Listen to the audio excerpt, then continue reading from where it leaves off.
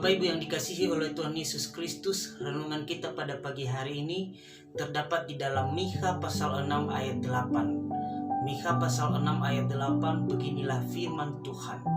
Hai manusia, telah diberitahukan kepadamu apa yang baik. Dan apakah yang dituntut Allah daripadamu, selain berlaku adil, mencintai kesetiaan, dan hidup dengan rendah hati di hadapan Allahmu? Demikian jawab pembacaan firman Tuhan. Saya menyapa kita semua, Shalom.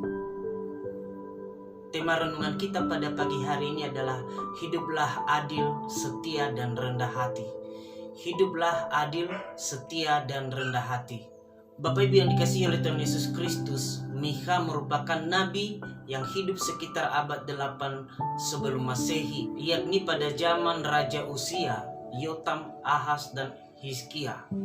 Mikha berasal dari sebuah desa di Yehuda, di kerajaan selatan, yaitu dari daerah Moreshet dekat Gad. Mikha sezaman dengan Yesaya. Mikha dalam kenabiannya, ia lebih banyak menyoroti soal-soal isu sosial keagamaan, sedangkan Yesaya lebih berperan langsung dalam hal politik.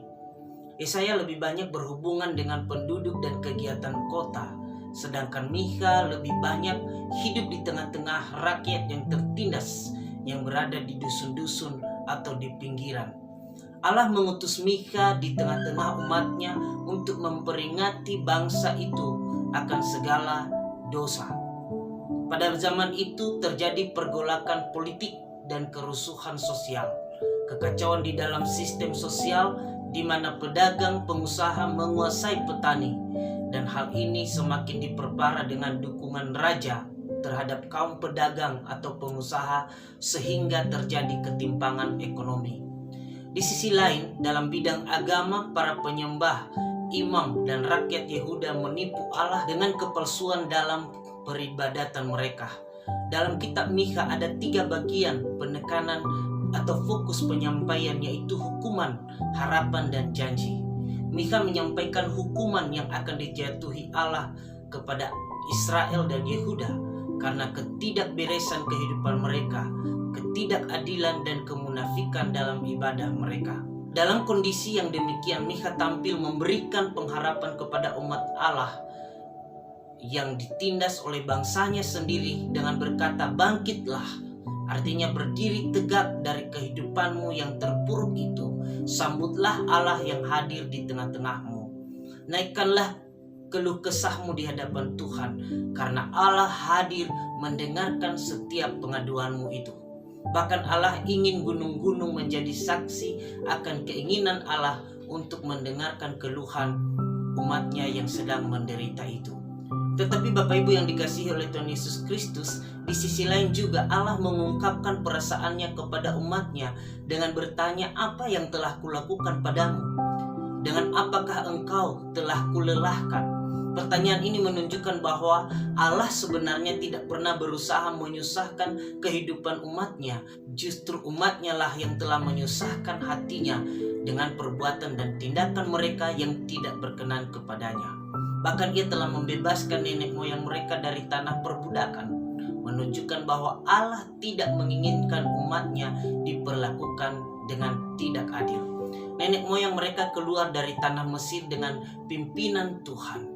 Allah melepaskan mereka dari rumah perbudakan, di mana di Mesir mereka dijajah sebagai kaum budak, kaum yang setiap saat mendapat aniaya, namun dengan kasih karunia Allah membebaskan mereka. Mereka harus menyadari akan kebaikan Tuhan itu, dan jangan mereka melupakan atas setiap kebaikan Allah yang telah dilakukannya di tengah-tengah umatnya.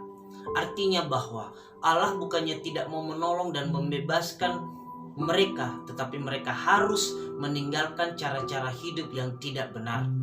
Cara-cara hidup yang dimaksud adalah cara hidup keagamaan yang dilakukan mereka dengan rutinitas dan kepura-puraan, yaitu ibadah yang diselewengkan, ketidakadilan, kebobrokan dari sisi keagamaan mencakup penyembahan kepada dewa-dewi kafir, ibadah di bait Allah yang sempat dihentikan, kesenjangan sosial yang terjadi di mana-mana. Orang kaya yang menggunakan cara-cara yang tidak jujur untuk mengejar kekayaannya, semangat materialistik, bahkan meracuni para pemimpin agama sehingga mereka rela menjual kebenaran demi uang. Pendeknya, semua lapisan masyarakat sudah semakin berdosa dan tidak ada lagi yang bisa dipercayai. Mereka hanya berpikir bahwa dengan memberikan persembahan kepada Allah, baik korban bakaran maupun korban sembelihan, maka dosa-dosa mereka akan diampuni. Itulah sebabnya Mikha menyampaikan bahwa Allah tidak menginginkan itu semua. Jikalau kalian ingin ditolong oleh Tuhan, jikalau kalian ingin dipulihkan oleh Tuhan, maka lakukanlah ketiga hal, yakni keadilan, kesetiaan, dan kerendahan hati. Bapak Ibu yang dikasihi oleh Tuhan Yesus Kristus, keadilan berarti berada di tengah-tengah jujur, lurus, dan tulus. Suatu sikap yang tidak memihak kecuali kepada kebenaran. Adil berarti juga sama berat, tidak berat sebelah, tidak memihak. Keputusan hakim yang berpihak pada kebenaran, berpegang pada kebenaran yang sepatutnya, tidak dengan sewenang-wenang. Dan hal ini mengarah kepada hubungan sesama manusia antar tuan dengan hamba, atasan dengan bawahan, orang tua dengan anak, suami dengan istri, pimpinan dengan karyawan, pemerintah dengan rakyatnya. Dunia dipenuhi dengan ketidakadilan. Keadilan diputarbalikkan, keadilan dapat dibeli dengan uang. Meskipun demikian, orang percaya dituntut untuk menjadi teladan dalam hal berlaku adil. Setia juga adalah berpegang teguh pada janji, pendirian, dan lain sebagainya. Patuh, taat. Kesetiaan yang dimaksud bukan hanya berkaitan dengan hubungan kita dengan Tuhan, tetapi juga hubungan kita dengan sesama. Kesetiaan ibarat barang berharga, sangat mahal dan langka untuk ditemukan. Sebab telah lenyap orang-orang yang setia dari antara anak-anak manusia. Mazmur pasal 12 ayat 2. Kesetiaan adalah suatu karakter yang Tuhan cari dalam diri orang-orang percaya. Banyak orang menyebut diri baik hati, tetapi orang yang setia siapakah yang menemukannya? Amsal pasal 20 ayat 6. Kesetiaan yang diinginkan oleh Allah dari umatnya adalah kesetiaan kepada Allah dalam situasi dan kondisi apapun. Tidak meninggalkan Tuhan ketika hidup dalam kemewahan dan hanya berseru minta tolong kepada Tuhan ketika mengalami kesengsaraan. Hidup rendah hati juga adalah karakter yang Tuhan senangi dan ingin membenci keangkuhan. Ia tidak suka kepada kegagahan kuda, ia tidak senang kepada kaki laki-laki. Mazmur 147 ayat 10. Kegagahan kuda dan kaki laki-laki berbicara tentang manusia yang mengandalkan kekuatannya sendiri atau dalam arti yang sombong. Banyak di antara umat Tuhan yang menyimpan kesombongan di dalam hatinya, bahkan dalam hidup mereka sehari-hari. Mereka menyombongkan apa yang mereka miliki tanpa menyadari bahwa itu adalah pemberian Tuhan. Bahkan kepada Allah sendiri, mereka mau menggunakan hartanya untuk menyogok Allah agar dosa-dosa mereka diampuni. Untuk itu melalui Nabi Mikha, Allah menyampaikan bahwa persembahan yang diberikan kepada Tuhan itu tidak ada gunanya. Tuhan lebih menginginkan persembahan yang diberikan dari kerendahan hati, ketulusan, tanpa melihat besar kecil persembahan yang diberikan itu. Akhirnya Bapak Ibu kita yang mendengarkan firman Tuhan pada pagi hari ini, kita ditegur oleh Tuhan untuk tidak berlaku seperti umat Israel. Kita jangan merasa bahwa kita telah beribadah kepada Tuhan, kita telah melakukan yang baik di hadapan Tuhan, kita memberikan persembahan kita secara besar-besaran, kita berdoa dan memuji Tuhan, bahkan melayani Tuhan setiap saat dan setiap waktu. Tetapi di sisi lain kita berlaku yang tidak benar kepada sesama kita. Dan dikala kita sedang mengalami kesulitan, kita menyalahkan Tuhan, menjauhi Tuhan, bahkan tidak lagi berseru dan berdoa kepadanya. Padahal kita sendiri yang menyebabkan murka Allah terjadi di dalam hidup kita. Kita tidak berlaku adil kepada sesama kita. Mulai dari pemerintah, tokoh agama, keluarga, rumah tangga, sesama, bahkan di dalam pekerjaan. Kita selalu berusaha menginjak-injak rakyat, orang-orang yang lemah, orang-orang yang tidak berdaya demi kepentingan diri kita sendiri.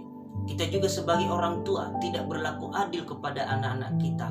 Ada anak yang kita sayangi dan ada anak yang tidak kita sayangi. Melalui renungan kita pada pagi hari ini, kita yang percaya kepada Kristus, kita harus berlaku adil dan benar kepada sesama kita. Kita juga harus menjadi pribadi-pribadi yang setia kepada Allah, setia kepada sesama, bahkan setia kepada tugas dan panggilan yang diberikan Tuhan kepada kita masing-masing. Jangan kita hanya setia kepada Allah di saat ada maunya kita, tetapi ketika tidak ada yang kita inginkan, kita jauh daripada Tuhan. Serta mari kita hidup rendah hati dan menjadikan Kristus sebagai teladan hidup kita, bagaimana ia merendahkan diri untuk menyelamatkan kita manusia di dunia ini. Dengan kita memiliki ketiga hal di atas, yakinlah bahwa Allah tetap akan setia mengasihi kita, menolong, menyertai kita seumur hidup kita. Tuhan Yesus memberkati kita semua. Shalom.